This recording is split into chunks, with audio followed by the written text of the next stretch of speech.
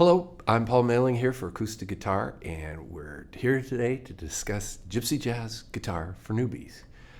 I think the hardest thing for most people getting into Gypsy Jazz is putting enough time and energy into learning how to play rhythm. We call rhythm in Gypsy Jazz la pompe, and there are many, many different ways to do it. It's sort of like a regional accent. You know, people in America from the South have a Southern accent. People on the East Coast have an Eastern accent, and Californians have an accent. In the same way, Gypsy Jazz guitar players, they can clock each other where they're from by how they play rhythm. I'm going to show you how I play rhythm. It's not the only way, but this is how I learned to play la pompe. You should start with a basic 4/4 strum. I'm going to use a G minor 6. This may be a new chord for you, but give it a try. Hang in there. Keep practicing, it'll get together. And we're just going to strum 4 even strums.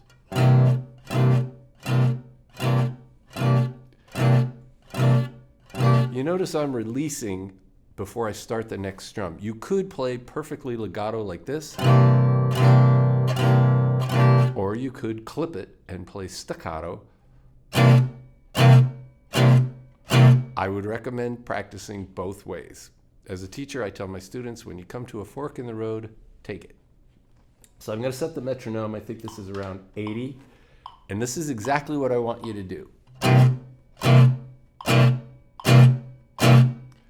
You play so loudly that you can't even hear the metronome, and you become one with the metronome.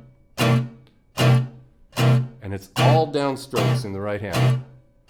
Common mistake people make in playing Gypsy Jazz is playing too hard and too loud. Just let your hand drop like that.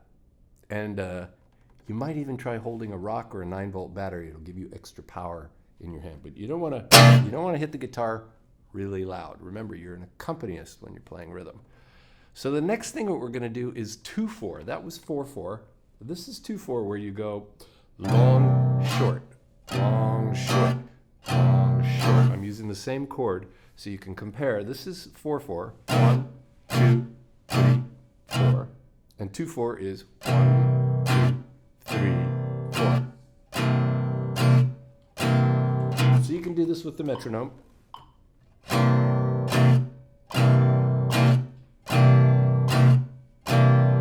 Another common mistake good intentioned non-gypsies make is to go. I hear guys do that all the time, and to me, it sounds like a guy walking down the street with a rock in his shoe. If you're going to have a rock anywhere, it should be in your hand, not in your shoe. Because if it's in your shoe, it's going to make you lopsided, and it'll make you slow down. So what you do is you play this with the metronome 10 times perfectly. 1, 2, 2, 2, 3, 4. And you do that 10 times, and then you speed the metronome up 1 click. And then you do that 10 times. Then you speed the metronome up 1 click. And then you do that 10 times. Every time you do it 10 times, it should be perfect. There's no sense practicing your mistakes. If you can't do it perfectly, slow the metronome down. And then when you get all the way around the metronome dial, one at a time, one at a time, one at a time, then you know you're gold. Then you know you're bulletproof. Then you go back to 80 and start the next exercise. So example 3 now is, those two examples, example 1 and 2, were more of traditional rhythm style guitar. And you really should master those so that if you're in a non-Gypsy Jazz setting, like a trad band or a country band or whatever kind of band you're in, that you can do the 4/4 or the 2/4. And la pompe is a variation on the 2/4, and it starts with an upstroke. Well, you try to hit all 6 strings with an upstroke, as in example 3. Rest, rest, rest. And you do this with the metronome.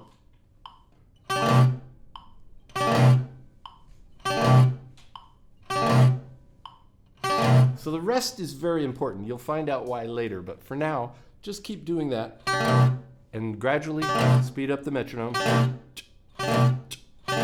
Gradually.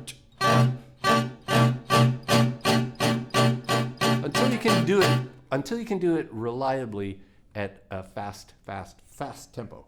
Then go back to 80 on the metronome and go to example 4, where we add this little, it's sort of like a little turnaround of your wrist where you hit the bass strings twice. It comes from flamenco guitar where the guys, you know, they do this thing. But the French gypsies, they use a pick, and it's the same effect. Rest, rest. Again, with the metronome, 2, 3, 4.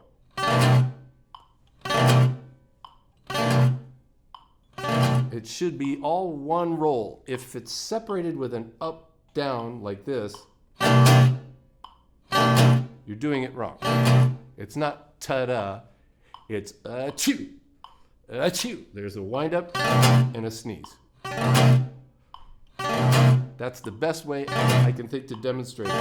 And now, if you're having trouble, and you very well may be, don't give up, but the motion of the snap in the wrist is like when you wash your hands and you're trying to get the water off. You might just right now get up and go into like the sink and try to shake the water off your hand. It's also like if you're old enough to remember mercury thermometers, where you had to shake the mercury down in the thermometer. It's the same. It's like a hammering motion, but you're aiming the hammer at yourself, if that makes sense. All right, now in example 5, we build on that, and now we put the chop, the downstroke, where the rest was. So formerly in example 4, we were doing rest, rest, rest. Now example 5, we add the chop where the rest was.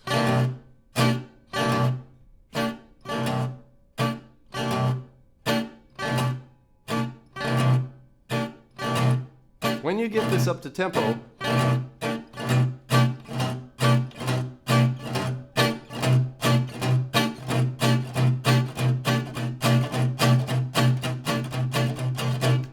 then it starts to sound like real gypsy jazz. And I think the thing that Django and all the other gypsies were shooting for with this upstroke trick is a kind of a ride cymbal thing, like a...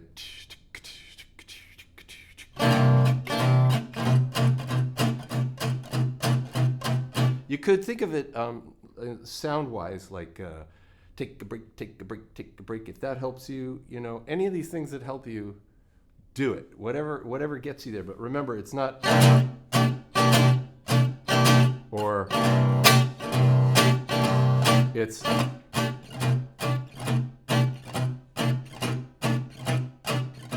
Example 6A is a good way to loosen up your left hand.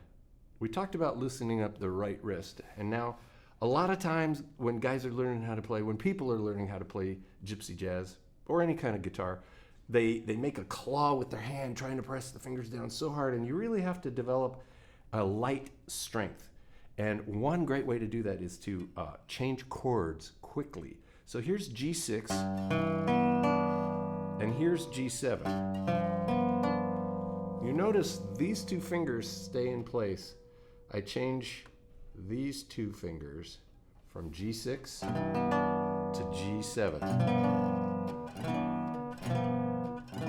In the example 6, it's 2 beats per chord.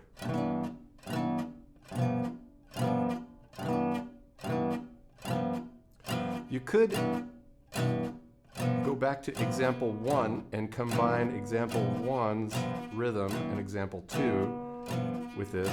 So example 2 with these chords would be long, short, long, short. And the next example of how to loosen up your left hand would be G minor 7 here.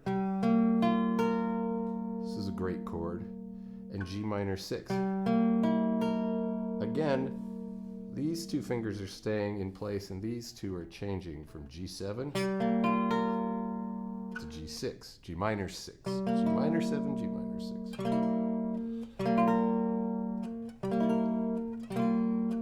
6. So the example would be 1, 2, 1, 2, 1, 2, 1, 2. That's 2, 4, and back to 4, 4.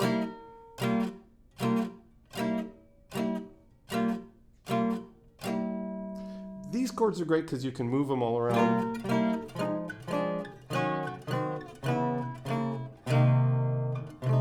And then from example 6A,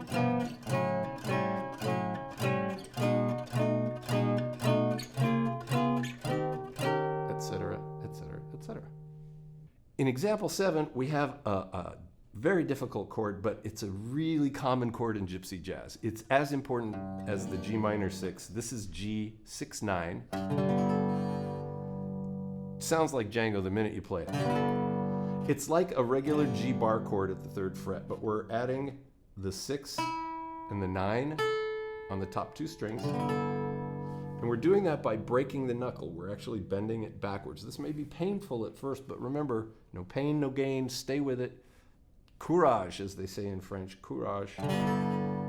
If you practice this every day, maybe a couple times a day, it'll start happening sooner than you think.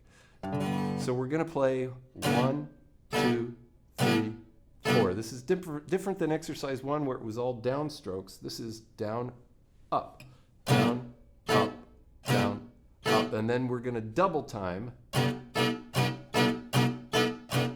Down, 2, 3, 4. 1, 2, 3, 4. You do that at 80 on the metronome and then do it 10 times reliably and then speed it up a little bit and then 10 times at that new tempo and then speed up the metronome until you can do it at a faster tempo. I would shoot for 160 on the metronome, so you've gone the gamut from 80 to 160. You can set your own rules, but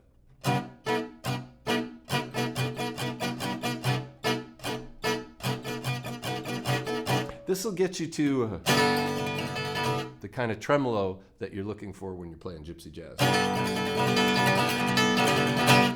So example 8 now is the same chord, and it's the same idea, down, up, but this time the double time with the right hand is on each note of the chord. So we go 1, 2, 3, 4.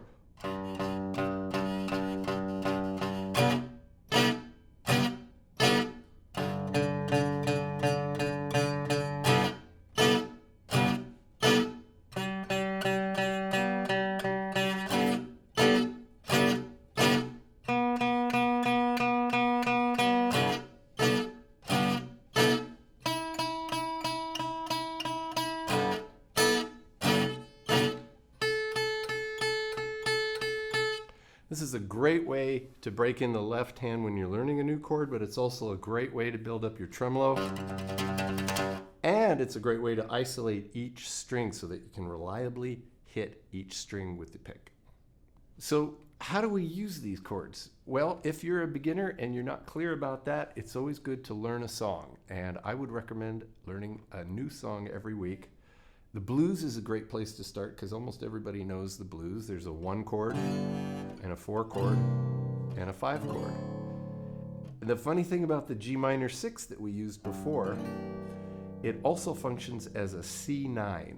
This is C9 with the C on the A string, and this is G minor 6 with the G on the E string. So you could play the blues with the G6-9 and then go to the 4 chord here using the G minor 6. You don't even have to worry about playing the C in the bass. You can just use a G minor 6 and it'll sound like a 4 chord, and then go back to the G. And then when you need a 5 chord, you can move this chord up 2 frets to where it's D9. Let me demonstrate. And I would recommend that you, as an aspiring Gypsy jazz player, make your own rhythm tracks. There are plenty of YouTube videos out there, and you can buy CDs with practice tracks, but making your own is the way to learn how to play rhythm. Playing along with practice tracks is great, but I would recommend that you do it yourself. So here's the blues. 1, 2, 3, 4, 1, 2, 3, 4, 1, 2, 3, 4.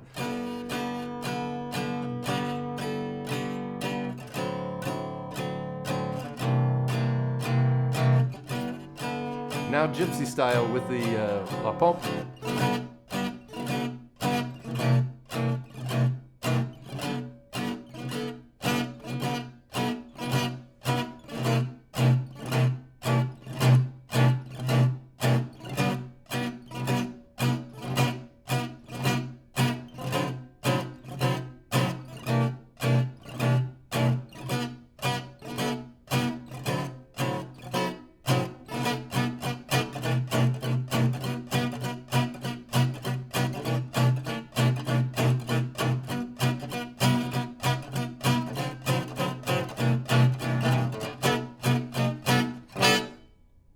So I hope this helps.